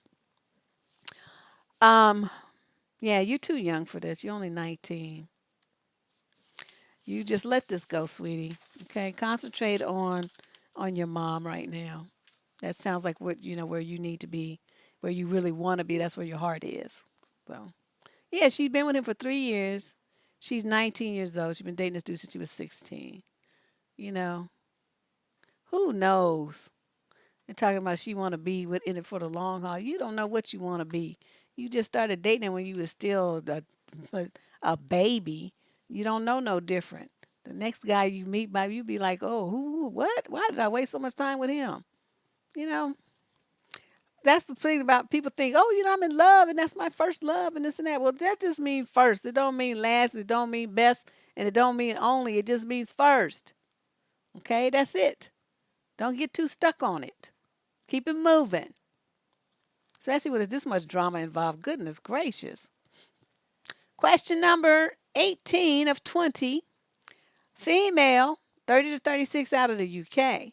Married for 5 years with a 2-year-old. My husband always has been volatile and can blow up and get angry over the slightest thing. Today has been awful. He is clearly stressed about the lockdown and is taking it out on me, shouting at me in front of our daughter for no reason. I'm having to work from home, and he has been temporarily laid off and is getting paid 80% of his salary. How do I cope over the next few months being stuck at home with him? I was thinking of moving into the spare room as he being absolutely vile, but then that would set him off again probably and make him shout even more. I feel like either I argue back and defend myself, which will upset the baby, or I just sit there like a mug and let him speak to me like that. I can't see our marriage lasting, but can't do anything about it at the moment and just want an easy life and easy lockdown. Life is stressful enough at the moment. What do I do? Well, do you have, where are your parents? Can you move in with them for during the lockdown? I'm sure they would love to have the help and plus spend some time with their grandchild to get away from this man because you're right. I'm thinking, because there's no sports, right? So men who relieve a lot of stress by watching sports that's going to be all bottled up in them too. And then, they're sitting there and they're around little kids, which is not a good combination for volatile men because they tend to strike, they lose it. And then little kids end up hurt or dead. You need to get something to get her away from him. 2 year olds are the top age that ends in child abuse of this nature. 2 year olds are like the number one, far and away, the victim age. So I would, if I were you, be looking for some place. I could go stay with a friend, my parents, some aging aunt, somebody. And I'm sure the older people, would appreciate the company. And you could help cook and clean with them and stuff like that. And, be a companion for them during this time of shut-in when they can't socialize with anybody anyway. And let that fool be over there by himself being miserable. He sound like a nut. He's doing this a perfect opportunity to get close to his wife and daughter and do things and be loving and romantic and supportive and all that kind of stuff. But instead, he want to be fighting and acting a stupid. And I think a lot of times women don't. Because I remember when I worked as a trainer, one of the things that used to happen was the women would come in and whose husbands retired, and they would all say the same thing that they never realized how much of an irritant he was because he was always gone to work, right? He was at work all day. So they didn't have to really deal with him that much. And so now that he was retired, he didn't have anything to do. So he follows them around the house, follows them around, whining and asking him stupid questions and wanting to go everywhere with him and that stuff. And the women have established a life independent of their marriage and their husbands, and they want to maintain it. And so here's this dude wanting to go, can I come with you? Well, let me just grab my coat so I can come to the market too. Why? It's because I don't have shit to do. They don't have no friends. They don't have no life, no hobbies, no nothing. All they did was work. And so all the women said the same thing. So I can imagine being shut in a house with somebody like that, where they just follow you, follow you and don't have nothing to do. I would lose my mind.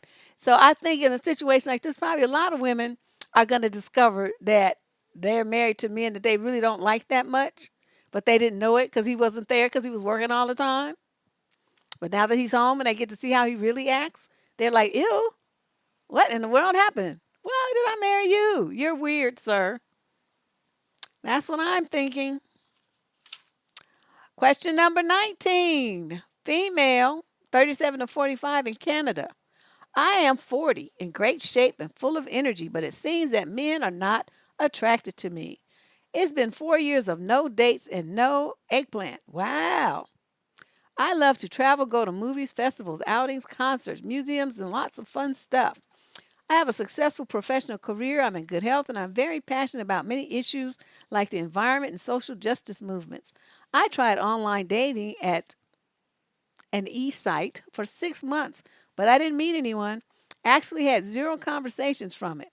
Sometimes I think it's going to be like this forever. I mean, not even a coffee date in 4 years is a long time.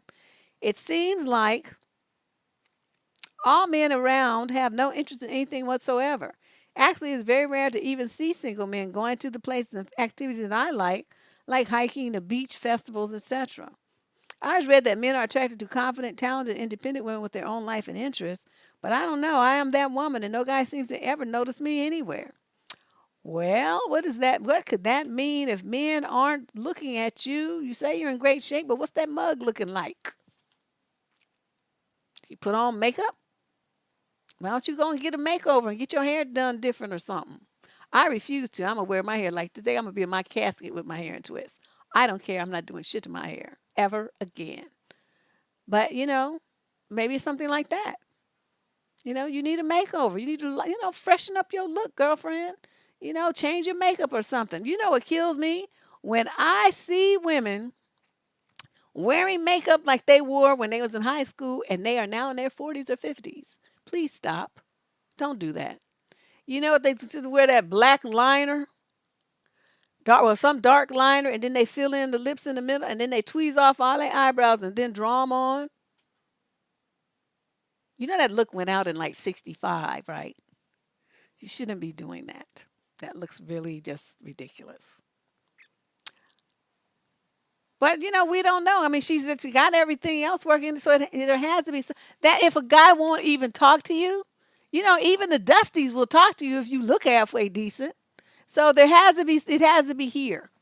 That's my deduction. It has to be here. Something's going on with girlfriend that could be adjusted so that she could present in a different way. It's really interesting because when you change your appearance, you attract a totally different type of dude. Because I'm telling you, you know how I'm just usually like, girl, you know that black lip liner. You know what I'm talking about? That is some horrid looking stuff. I never understood why women want to wear that. It just look a hot mess. But you couldn't tell them nothing. They thought they was just a cat's meow with that little Morticia looking stuff on their face. Oh my God, it was scary, absolutely scary. But they was, that you can't tell them nothing.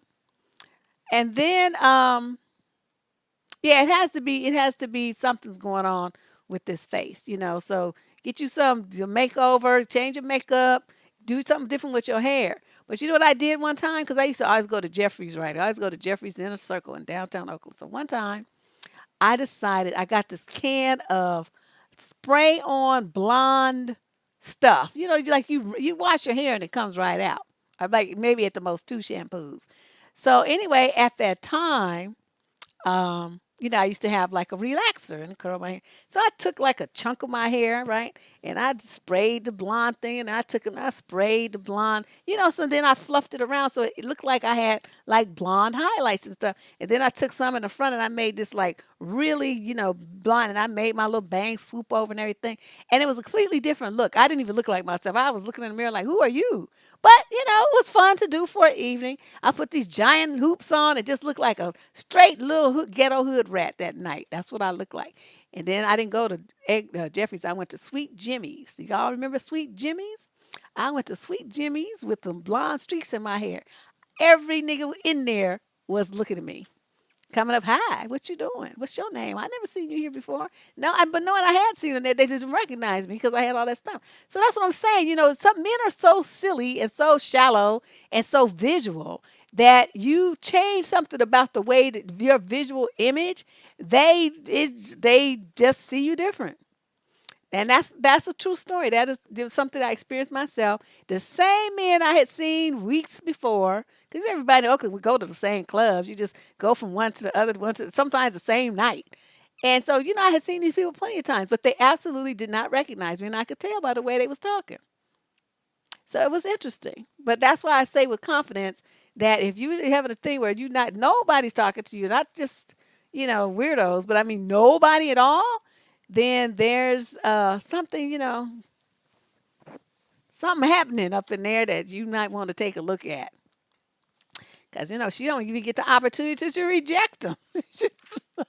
That's the most funnest part. Yeah, I'm telling you. That's what I'm saying. And like I said, this was a true story. I experienced this myself because I wanted to try it, just to see what would happen if I stopped being my little conservative self and just looked like a hood rat, a hoochie for a night. And it was interesting. Question number 20. Male, 30 to 36, out of Washington, D.C. Oh my God, and he wrote a freaking book. This is our last question. So settle in, cross your legs. This is it because he wrote a novel. I recently had a breakup with a fiance. A fiance, sir. How many do you have? Our relationship got stagnant and things fell apart for us. I continued to fight for her and was starting to win the battle. She was starting to see I really didn't care to save the relationship. The other night, something happened to something she had bought for her biological father. It was a ring. For some reason, she got in her head that I took it. I didn't, and I cannot seem to convince her otherwise. It sent me on an emotional roller coaster because there's nothing worse than being accused of something and you're completely honest about it and don't get believed. I have had issues with a few white lies in the past, and this has strained the trust, but did not completely break it. I took some time away from the house because we still live together due to our current financial situation. When I got home, I wanted to talk about things. She had threatened that if the ring did not return, she would be leaving as soon as possible. It bothered me and sent me further into the emotional roller coaster that I had been on. She was unresponsive to wanting to talk about anything. I guess I should have given it a little more time. I fell and I fell hard after her refusal to talk, and I grabbed her phone. Oh, he went straight to stupid land. Here we go. I grabbed her phone and the keys to our vehicle. I paid for both. I told her that if she wanted out, that she would lose all the things that go along with it. I didn't mean it and didn't even realize what I was doing until about 15 minutes after I had started doing it. I caught myself doing what I had done and stopped. She had all started packing a bag and had woken her daughter up to do the same, but did not leave. I gave a big and sincere apology the next morning, yesterday, to her and her daughter, and promised that it would never happen again. I didn't get much response from either one of them, so I left it at that. Later in the evening, she was ready to talk, but I was still emotional. Oh, she brought up the ring again and said she could tell I was lying about it. I explained if I had the ring or if I had taken it, I would have definitely given it back to keep her here and not go through all this drama. I told her that my emotions were still not in check and my head was very cloudy. I didn't think talking right then would be beneficial. She let me know that she would never be able to forgive me and for what I had done the night before. She said me trying to leave her high and dry with nothing had crossed the line. I would have never did that to her, and I don't know what was going through my head, but it will never happen again. I don't 100% believe there are things in life that are unforgivable. She claims that she does not even want to talk to me anymore. After a 5-year relationship that was close to marriage, I don't see how you could just not talk to that person no matter the circumstances. You tripping. I plan on giving her some time to cool down and let her get the things in her head worked out while I do the same. I don't believe any of the things she said are genuine and have been said out of anger and being hurt. No, that was you that did that. That was you. That was you. Don't be putting what you did on her because she was calm and rational the whole time. You was the one going to emotional cuckoo land. That was you. Deb, how much time is the appropriate amount before I try to reinitiate contact with her? Do you think there is hope for reconciliation once things cool down? Does her saying she isn't willing to forgive a reaction out of anger and being hurt? I don't ever plan on giving up on her. The love we share and our relationship, which she is also a childhood best friend who I've known for 26 years. And if your advice is to move on and forget about her for the rest of my life, that's not going to be possible. And please don't waste your time telling me that. Well, sir, let me explain something to your dumb ass.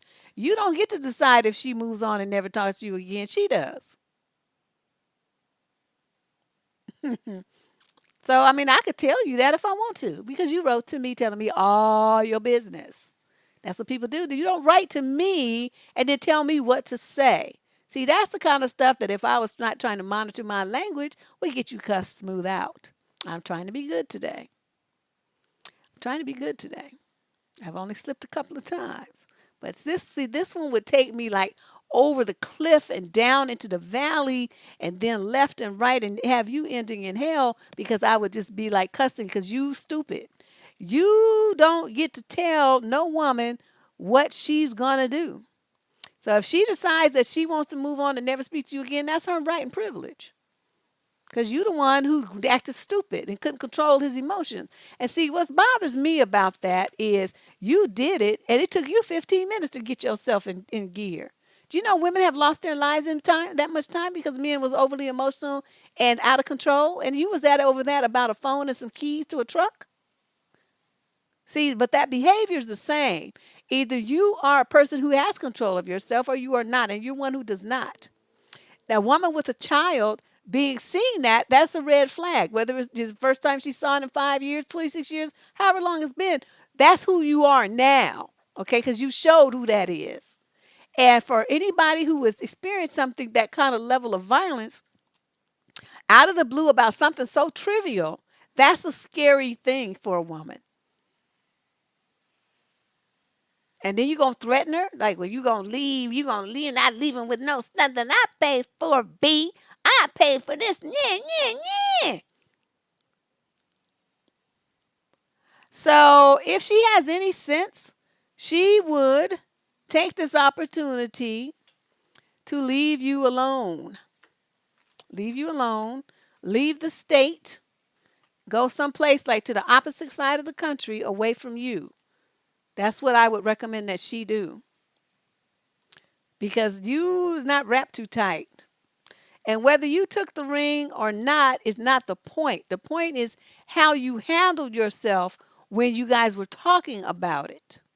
Did you even ask her why she thinks you took it? Maybe her kid took it. The kid was trying on playing with it and lost it and is scared to say anything, seeing how she wrapped it. Since there's only three of you in the house, it has to be the kid if it wasn't you.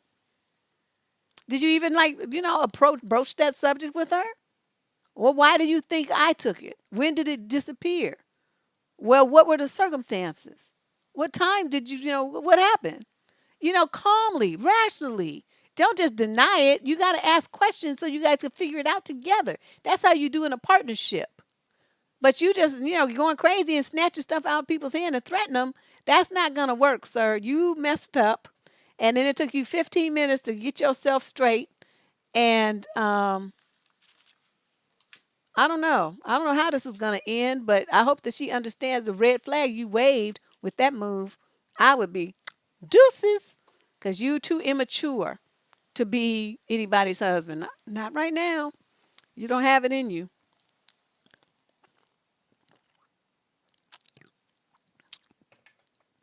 Yeah, that's just, you would be next in my book. But anyway, well, a lot of men lack that. These young dudes, if you notice that, they do get to get over it. We call it emotional. They're emotional. And they get very emotional like you would normally think a teenage girl would. That's how reactive they are. Whereas you look at, a man is supposed to be in control of himself. He's supposed to be the kind of guy, like if an emergency situation, he's calm, cool, collected, got the shit together, he's handling the business, making stuff happen, taking care of the people that he's responsible for, not flying off the handle and losing his mind. That makes the people that he's responsible for distrust him and not have confidence in him and not trust him. They can't believe in him that he's going to be the quote leader and stuff because he's such an emotionally reactive idiot. So guys need to understand, you can't get it both ways. If you're always losing control, you want your woman to trust you and follow you and all this, submit to you and all this stuff, it's never going to happen because you're not exhibiting strength. You're exhibiting weakness and lack of control. No woman is with any sense is going to put stock in you because you can't even control yourself. So how are you supposed to be trying to control the situation and make sure that her and her kids are safe and sound? It's not going to happen. Yeah, he's just a knucklehead, but that's what you tend to find a lot of in the Washington, D.C. area and every other major metropolitan city in the United States. So I'm not really shocked. You know, I'm surprised that it took him this long to let loose and just really act a fool. He does sound like, he's confused about it and he's concerned about his behavior and doesn't understand himself. But see, to me, that's even more dangerous because you do stuff and you don't even know why you did it. You don't have no understanding of yourself and your actions. See, I have a problem with that. But anyway, we are going to be back on Thursday this week. Thursday this week, because I have someplace to go this weekend, actually. So I won't be around. But so we're going to do our show on Thursday. We'll get back to the DNN next week. But we are going to be here on Thursday with the $5 relationship advice. So if you have a question that you want to get an answer to, you just burning to get in response, you make your $5 super chat donation and then you get your question answered. Okay? Of course, you can always make it more. You can always, give an extra tip. But, $5 is good. That's all we ask. And then you type your question in there and then, we answer it in the order of payments. So, in the order that you pay, not the order that you ask the question, okay? Because you could ask a question all day, but if you don't make the super chat donation, then I'm going to just do to you and go and answer other people. But, I want to thank everybody for coming and sitting in and listening to this craziness. Once again, I mean, it's always, every week when I think I've heard it all, there's something new. It just never fails. Anyway, you guys, thanks for sitting in. I will see you hopefully on Thursday. Even if you don't have a question, you can come and listen to everybody else's and we can marvel at and be amazed at the drama that people have in their lives and be happy that it's not us. This is Deb Cooper from survivingdating.com and the Debsterism channel here on YouTube. I'll see you guys on Thursday, 6 o'clock sharp Pacific time, 9 if you're on the East Coast. See you then. Bye-bye.